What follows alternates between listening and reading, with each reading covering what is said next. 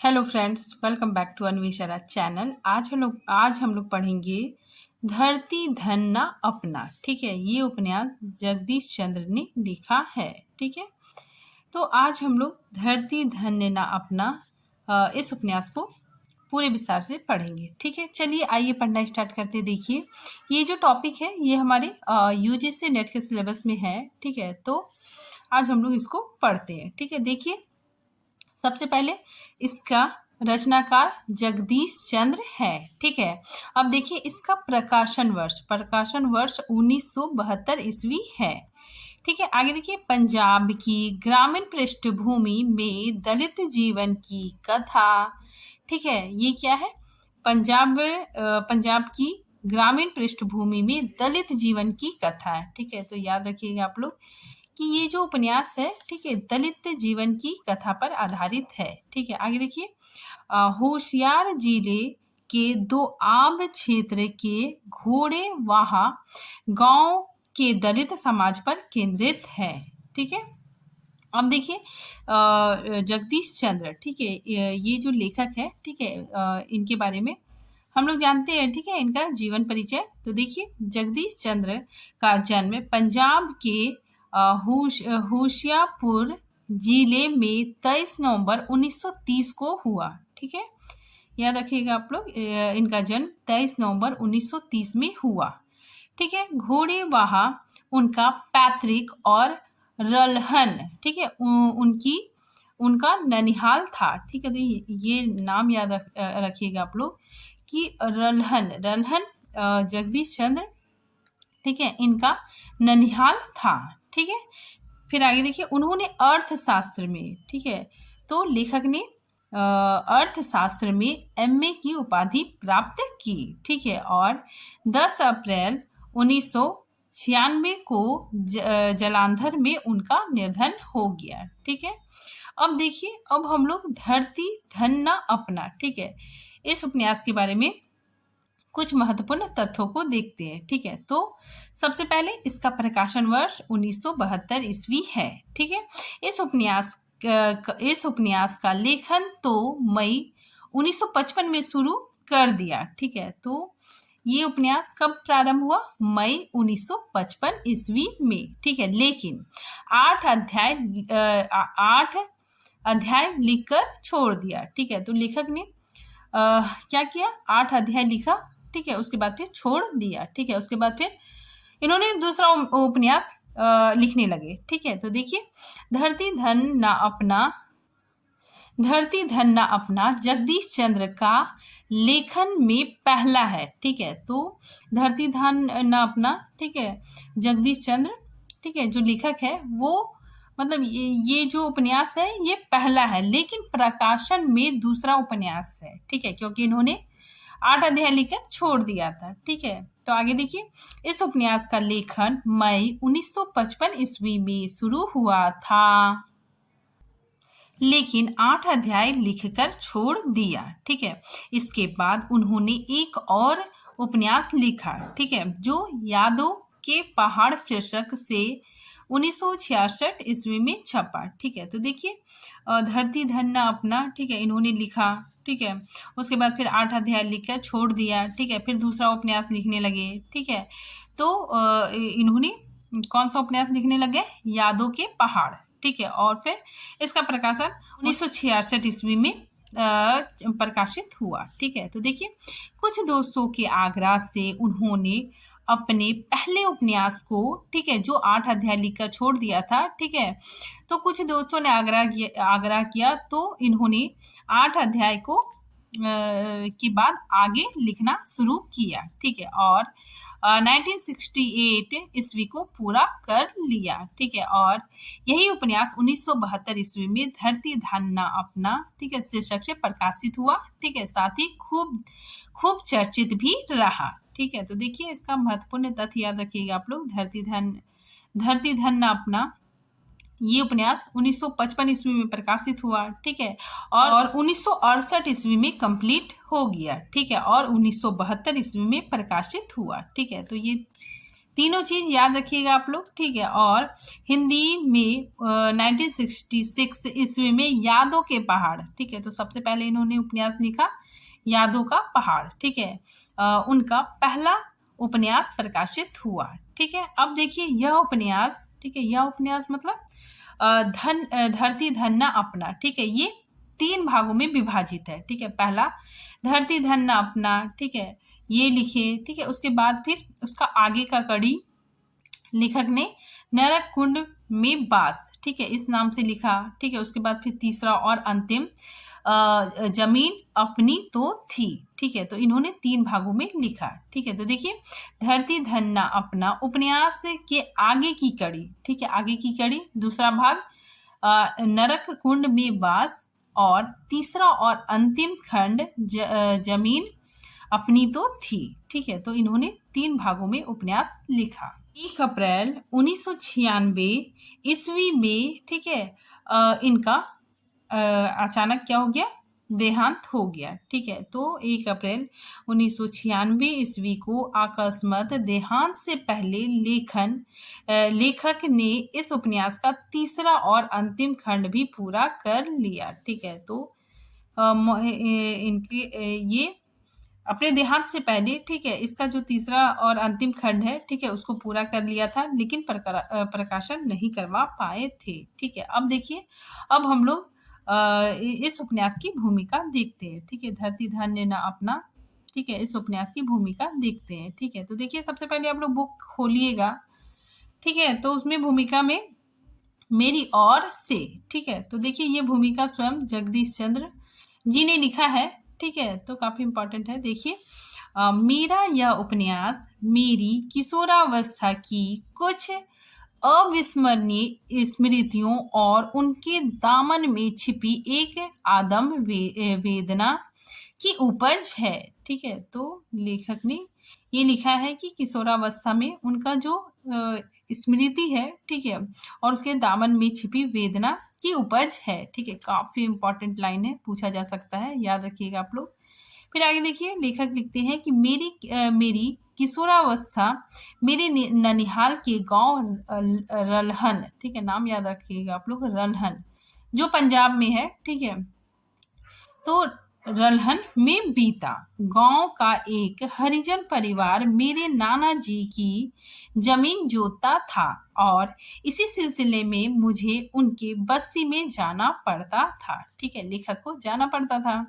हरिजन की बस्ती में जाने पर कोई पाबंदी तो नहीं थी, परंतु कुछ मर्यादाएं थी, कुछ परंपराएं और सीमाएं थी जिसमें बंधकर जरूर चलना पड़ता था, ठीक है। आगे देखिए गांव के दोहित होने के कारण मुझसे इन मर्यादाओं की कड़ाई से पालन करने की अपेक्षा की जाती थी, ठीक है। मेरा किशोर मन बंधनों की इस झीनी सी दीवार को तोड़कर हरिजन की छोटी छोटी सीलन भरी अंधेरी कोठरियों में छिपे रहस्यों को जानने के लिए व्यग्र रहता था, ठीक है। लोगों से आंख बचाकर मैं उनमें गया और मन भर कर मैंने उन बंधनों को तोड़ा भी, ठीक है, ऐसा लेखक कहते हैं, ठीक है।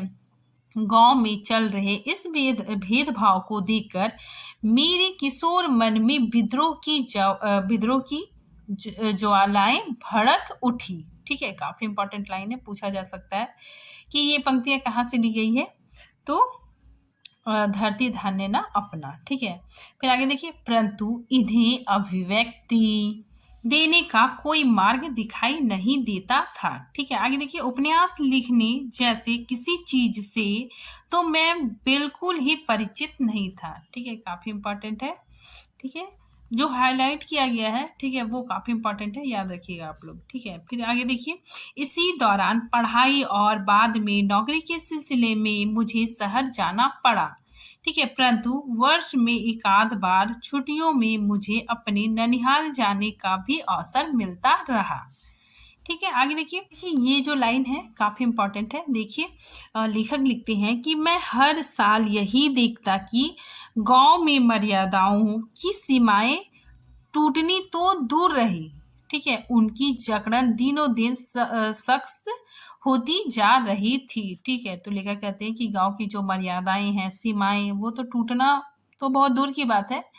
ठीक है, उसकी जकड़न दिनों दिन और बढ़ती जा रही है। ठीक है, अर्थशास्त्र का छात्र होने के कारण मुझे इस सामाजिक दुर्व्यवस्था के पीछे छिपे आर्थिक कारण का भी पता चलने लगा। ठीक है, तो इन लेखक को महत्वपूर्ण कारण, आर्थिक कारण, ठीक है, आर्थिक कारण इनको नजर आया। ठीक है, तो आर्थिक कारण का भी पता चलने लगा। मैं यह सब देखकर बहुत ही उद्घित होता था कि आर्थिक अभाव की चक्की में युग युगांतर से पीस रहे हरिजन अब भी मध्यकालीन यातनाओं को भोग रहे हैं। ठीक है, जिस भूमि पर वे रहते हैं, ठीक है, काफी इंपॉर्टेंट लाइन है, ध्यान रखिएगा।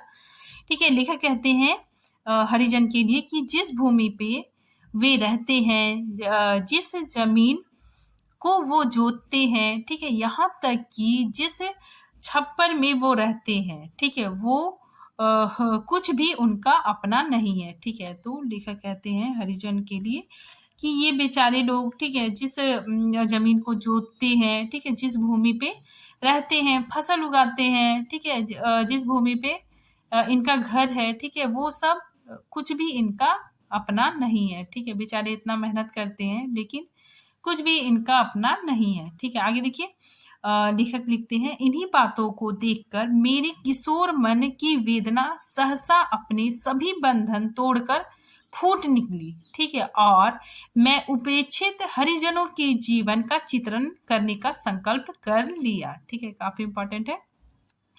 ठीक है, लेखक लिखते हैं कि मैं उपेक्षित हरिजनों के जीवन का चित्रण करने का संकल्प कर लिया। ठीक है, प्रस्तुत उपन्यास लिखने का मूल प्रेरणा बिंदु यही है। आगे देखिए, ये लाइन भी काफी इंपॉर्टेंट है कि अपने जातिगत संस्कारों और सामाजिक मान्यताओं की कठोर जकड़न के कारण में हरिजन के जीवन की कटुताओं को स्वयं तो नहीं भोग सका। ठीक है, लेखक बोलते हैं कि हरिजन के जीवन की जो कटुताएं हैं, ठीक है, जो परेशानियां हैं उसे मैं स्वयं तो नहीं भोग सका, लेकिन ठीक है, फिर भी मुझे अपने दुस्साहस के कारण उनके जीवन को बहुत निकट से देखने का अवसर मिला। ठीक है, लेखक लिखते हैं कि उनके जीवन को बहुत निकट से देखने का मुझे अवसर मिला। ठीक है, आगे देखिए, मैंने सर्वार्थ निरपेक्ष रहकर भारतीय जीवन के इस कटे हुए संदर्भों का चित्रण किया और कहीं भी अपना मत थोपने अथवा अपनी विचारधाराओं को लादने की चेष्टा नहीं की। ठीक है, जगदीश चंद्र। ठीक है, तो ये भूमिका स्वयं जगदीश चंद्र लेखक ने लिखा है। अब देखिए कथानक। ठीक है, अब हम लोग कथानक को देखते हैं। ठीक है, तो देखिए, धरती धान्य ना अपना उपन्यास का आरंभ होता है। ठीक है, काली के 6 वर्ष बाद कानपुर से अपने गांव घोड़ेवाहा लौटने से। ठीक है, तो धरती धान्य ना अपना उपन्यास का आरंभ काली, ठीक है, काली क्या करता है, 6 साल बाद, ठीक है, अपने गांव लौटता है। ठीक है, और उसी से उपन्यास का आरंभ होता है। ठीक है, आगे देखिए, गांव में काली की एकमात्र संबंधी उनकी चाची प्रतापी है। ठीक है, उसके माता पिता व चाचा का देहांत हो चुका है। ठीक है, मात्र एक चाची प्रतापी रहती है। आगे देखिए, काली को उनके चाचा चाची ने ही पाल पोस कर बड़ा किया है। ठीक है, क्योंकि उनके माँ बाप, ठीक है, उसके बचपन में ही चल बसे थे। ठीक है, जब वो छोटा था तभी उसके माता पिता चल बसे थे। ठीक है, और काली का लालन पालन चाचा चाची ने किया था। ठीक है, आगे देखिए, काली का पिता मारवा। ठीक है, देखिए, काली का पिता का नाम क्या था, मारवा। ठीक है, तो काली का पिता मारवा गांव का चर्चित पहलवान भी था। ठीक है, उसके गांव लौटने का एकमात्र कारण चाची से उसका मोह था। ठीक है, देखिए, पांव फटने पर काली गांव के पास पहुंचा। ठीक है, मतलब सुबह होना। ठीक है, तो पांव फटने पर काली गांव के पास पहुंचता है। ठीक है, गांव के 6 सालों में भी कोई परिवर्तन दिखाई नहीं देता है। ठीक है, गलियों में कुत्ते ठीक है, कुत्ते भौंक कर काली का स्वागत करते हैं और घर पर चाची को जीवित पाकर काली बहुत ज्यादा प्रसन्न होता है।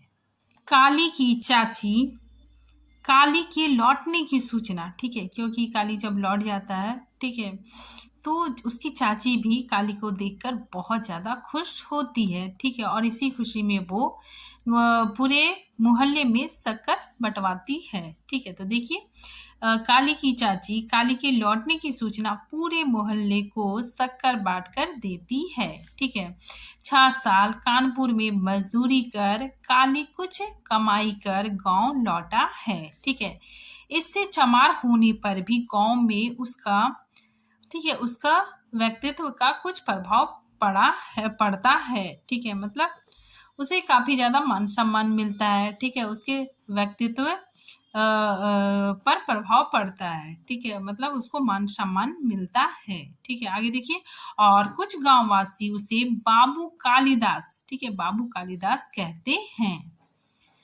ठीक है, गांव में जमीनों के मालिक चौधरी है। ठीक है, तो गांव में जो जमीन है उसका मालिक चौधरी है।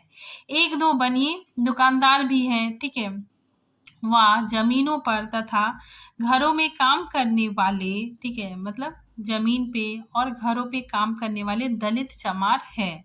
चौधरी लोग बेबात चमारों से गाली गलौज करते व उन्हें पीटते रहते हैं। ठीक है, तो जो चौधरी लोग हैं, ठीक है, वो क्या करते हैं कि बेचारे जो चमार जाति के लोग हैं, ठीक है, जो दलित है, ठीक है, उसको बिना वजह के गाली गलौज करते हैं। ठीक है, और उसे बिना वजह के भी पीटते हैं। ठीक है, आगे देखिए, मंगू, ठीक है, मंगू याद रखिएगा आप लोग कि मंगू चमार चौधरी हर नाम सिंह का गुलाम बना हुआ है। ठीक है, जबकि उसकी बहन मतलब मंगू की बहन ज्ञानो चौधरियों के अन्याय का विरोध करती है। ठीक है, जो काली को ज्ञानों के प्रति आकर्षित करता है। ठीक है, तो ज्ञानों क्या करती है, चौधरियों के अन्याय का विरोध करती है। ठीक है, जिसके कारण काली ज्ञानों के प्रति आकर्षित होता है। ठीक है,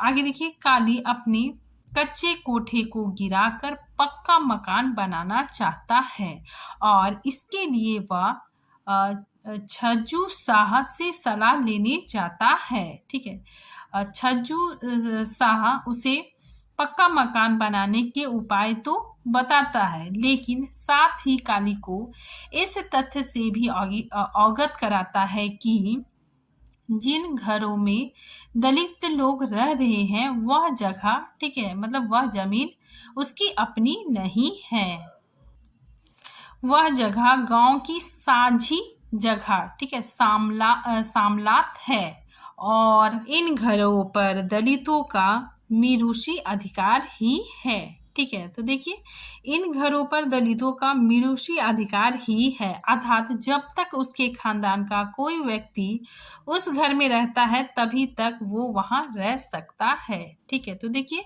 उपन्यास में जो शब्द आया सामलात, ठीक है, सामलात किसे कहते हैं? ठीक है, देखिए, जो साझी जगह है, ठीक है, यानी उसकी अपनी नहीं है। ठीक है, ये गांव वालों द्वारा दिया गया है। ठीक है, मतलब जमींदारों द्वारा दलितों को दिया हुआ है। ठीक है, मीरूषी अधिकार यानी यह जो घर है वो उसका अस्थाई घर नहीं है। ठीक है, मतलब परमानेंट नहीं है। ठीक है, वो क्या है, अस्थाई है। ठीक है, मान लीजिए कि काली का जो घर है, ठीक है, कल को उसकी चाची मर जाती है, ठीक है, और काली भी वहां नहीं रहता है, ठीक है, वो बाहर चला गया है, ठीक है, बाहर रहता है, तो उस जमीन पर वो जो जमीन है, ठीक है, वो वापस गांव वालों के पास चली जाएगी। ठीक है, यानी जमींदार के पास चली जाएगी। ठीक है, तो जमीन भी दलितों का, ठीक है, अपना नहीं है। ठीक है, आगे देखिए, काली का अपना घर पक्का करने के बारे में सोचना ही वास्तव में दलितों के शोषण पर टिकी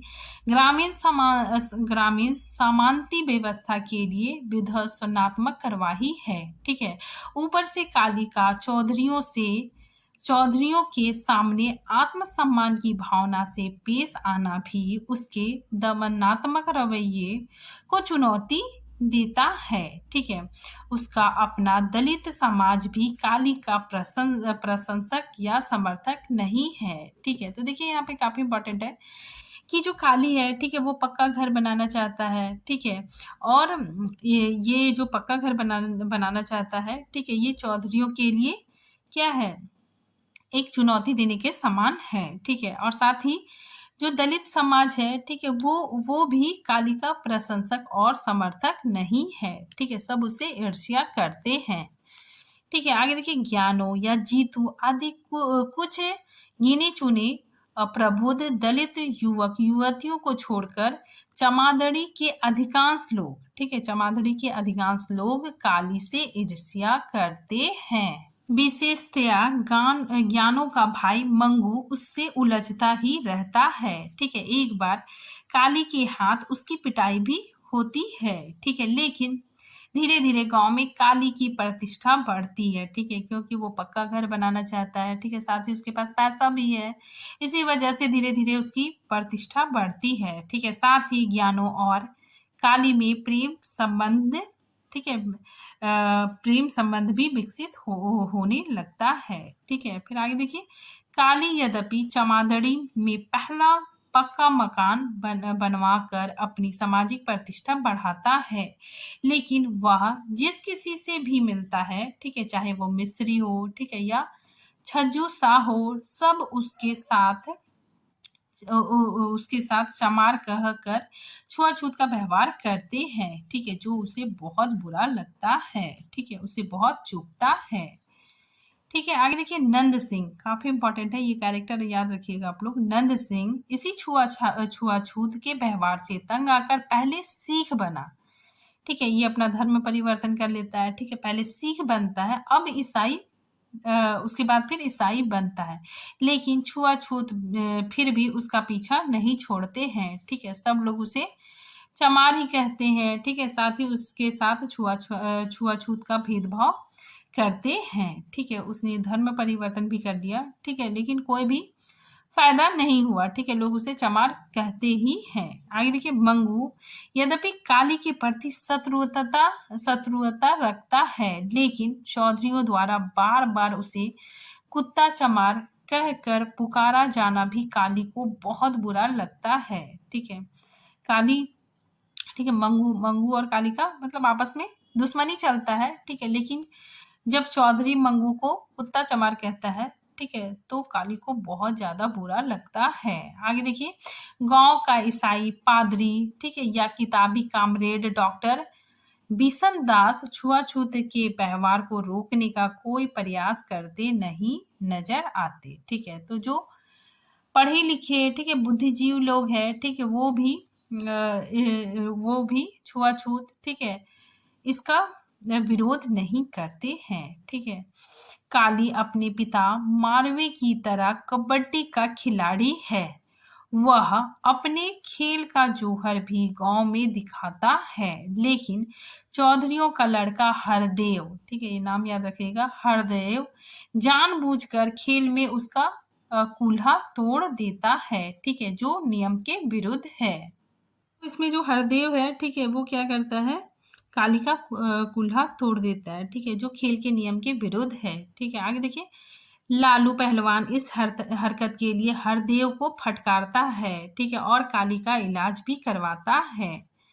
ठीक है, आगे देखिए, काली की चाची प्रतापी की अचानक बीमारी व झाड़ फूड़ के कारण देहांत की कथा में नया मोड़ आता है। ठीक है, तो काली की जो चाची है प्रतापी, ठीक है, वो बीमार पड़ती है। ठीक है, और झाड़ फूक के कारण उसका देहांत हो जाता है। ठीक है, मतलब देखिए यहाँ पे दलित लोगों की ऐसी स्थिति है कि अगर वो बीमार पड़ते हैं, ठीक है, तो वे डॉक्टर के पास नहीं जाते हैं। ठीक है, बल्कि झाड़ फूक करते हैं। ठीक है, और इसी वजह से चाची की मृत्यु हो जाती है। ठीक है, तो देखिए, काली का मकान पक्का कराने का सपना पूरा नहीं हो पाता। ठीक है, ना सिर्फ मकान बीच में ही छूट जाता है, उसकी कमाई के पैसे व चाची द्वारा बनाए गए गहने रुपए भी, ठीक है, चाची की मृत्यु के बाद दुख जताने वाली, ठीक है, कोई पड़ोसिन आती है। ठीक है, और वो रुपए पैसे को उड़ा ले जाती है, मतलब चोरी कर लेती है। ठीक है, तो चाची की मृत्यु होती है। ठीक है, तो पड़ोसी आती है, ठीक है, दुख व्यक्त करने के लिए। तो उस समय जो रुपए पैसे थे, ठीक है, और साथ ही जो गहने थे, ठीक है, वो सारा कुछ चोरी हो जाता है। ठीक है, फिर आगे देखिए, काली सब कुछ लुटा कर, ठीक है, क्योंकि उसका तो सब कुछ चोरी हो गया। ठीक है, तो काली सब कुछ लुटाकर घास खोदने का धंधा करता है और फिर लालू पहलवान के यहाँ मजदूरी करने लगता है। ठीक है, गांव में आई कथा का अगला मोड़ गांव में आई बाढ़ कथा का अगला मोड़ है। ठीक है, प्राकृतिक आपदा का सामना चौधरी और चमार मिलकर करते हैं। ठीक है, लेकिन चौधरियों के खेत को बनाने के लिए दलित बेगार नहीं करना चाहते। ठीक है, देखिए उस टाइम बाढ़ आया था।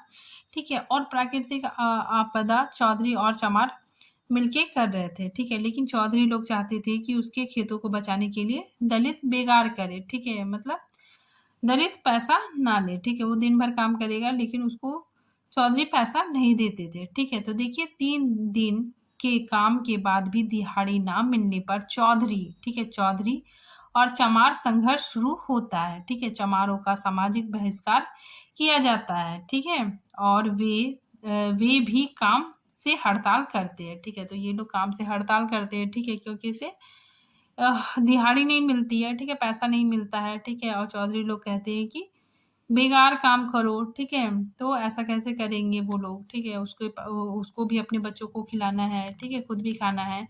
आगे देखिए, पादरी उसकी मदद करना चाहता है। ठीक है, लेकिन उसकी शर्त है। ठीक है, वो शर्त रखता है कि उन्हें उसके लिए यीशु के शरण में आना होगा। ठीक है, यानी अपना धर्म परिवर्तन करना होगा। ठीक है, तो यहाँ पे उपन्यास में यह भी दिखाया गया है कि ठीक है, धर्म परिवर्तन के लिए भी लोगों को कितना प्रेशराइज किया जाता था।